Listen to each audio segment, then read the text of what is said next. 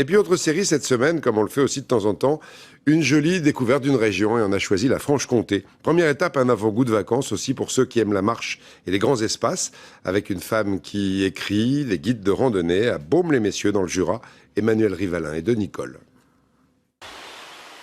On arrive sur une cascade qui est bien chouette là, il faudra penser à décrire cette espèce de verre acrylique. C'est l'histoire d'une marcheuse qui parle dans sa tête, pour mieux écrire ensuite ses plus belles découvertes, au fil de l'eau, au fil de ce Jura qui n'en finit pas de l'étonner. C'est un relief typiquement jurassien, avec une rivière vivante, ça s'est chargé de calcaire dans la rivière souterraine. Et puis ça arrive et ça se dépose. On va voir plus bas, il y a une échelle en fer et elle est complètement recouverte de calcaire. Donc on dirait une échelle de pierre en fait. Sylvie Debras est une entreprise à elle seule. Elle randonne. Et ça, c'est pas beau ça? Ce travail de branches là, de racines. Rédige et vend sa revue intitulée En vadrouille. Nous la retrouvons ici à Baume-les-Messieurs. Elle a rendez-vous dans cette ancienne abbaye.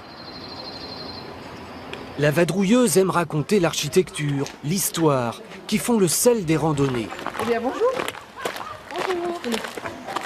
Ce jour-là, elle venait pour un anniversaire. Il y a exactement 1100 ans. Il y a 1100 ans, des moines quittaient Baume-les-Messieurs pour fonder une autre abbaye qui deviendra célèbre. Souvent à Cluny, on nous dit 12 moines sont venus. D'où? Ils sont venus du Jura. Les racines de Cluny sont ici. Cluny a rayonné sur l'Europe et tout le Moyen-Âge. La conservatrice du lieu lui montre alors quelques broderies. L'idée, c'était de broder les 137 sites qui sont membres de la Fédération des sites clunisiens. Ça va de l'Écosse à l'Italie, de l'Allemagne à l'Espagne. Plus de 360 brodeuses en France, en Suisse, en Allemagne se sont associées à ce projet collectif. La broderie, finalement une belle histoire pour Sylvie. Justement, cette brodeuse qu'on vient de rencontrer, c'est quelqu'un qui arrive à donner vie au paysage. Ben voilà, c'est une aventure merveilleuse. C'est vraiment ça que j'essaye de rencontrer. Un peu plus tard, notre marcheuse nous fera une remarque étonnante sur son métier. Les moines, c'était vraiment les premiers vadrouilleurs de ce qui ne s'appelait pas la France à l'époque. Et puis, ils ont écrit ce qu'on appellerait aujourd'hui des topoguides, qui vont jusqu'à indiquer, dans cet endroit-là, l'eau n'est pas potable, attention, il ne faut pas la boire, là on trouve une très bonne table, arrêtons-nous, là ça serait bien d'aller faire une petite prière auprès des reliques de tel saint, etc. Un petit raidillon, ça annonce quelque chose de beau en général, un petit raidillon. Le Jura est une terre de belvédère. Baume-les-Messieurs en compte au moins 4 que Sylvie tenait à nous montrer. Ouais, le belvédère, on y est. C'est vraiment très très très typiquement jurassien. On a cette frange blanche là. Une reculée, c'est vraiment ça. Elle est en forme de trèfle à 3 feuilles, avec 3 feuilles inégales, et puis on a 3 cul-de-sac. Une reculée, c'est le terme géologique. Cela se mesure avec un curvimètre, un petit appareil qui compte les kilomètres, et cela a son importance.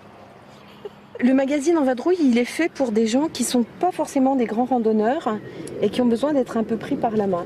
On leur fait un dessin qui leur permet de visualiser la balade. On travaille encore à l'ancienne avec un cartographe qui dessine à la plume et une aquarelliste. Mon but quand j'ai créé En vadrouille, c'était qu'un enfant de 8 ans puisse s'en servir. C'est mon vieux côté enseignante, je pense. La vadrouilleuse a parcouru 600 km avant l'été pour lancer son nouveau numéro. Nous l'avons quitté ici, sur ce dernier belvédère. Super paysage, la Franche-Comté toute la semaine avec notre correspondant Emmanuelle Rivalin. Et j'en profite à propos de vadrouilleurs pour vous montrer le magazine En vadrouille de cette année qui est consacré justement au chemin millénaire au pays du comté, la Franche-Comté à petits pas. Avant de vous quitter, un mot de la bourse, elle recommence mal la semaine, en baisse, moins 0,24% alors qu'il est à Paris à 3340 points. Dans un instant, la météo de Catherine Laborde, c'est mi-figue, mi-raisin, ça se rafraîchit dans l'ouest, c'est toujours aussi chaud dans le sud. Et puis à 20h, Laurence Ferrari. Je vous souhaite un excellent après-midi à toutes et à tous. À demain.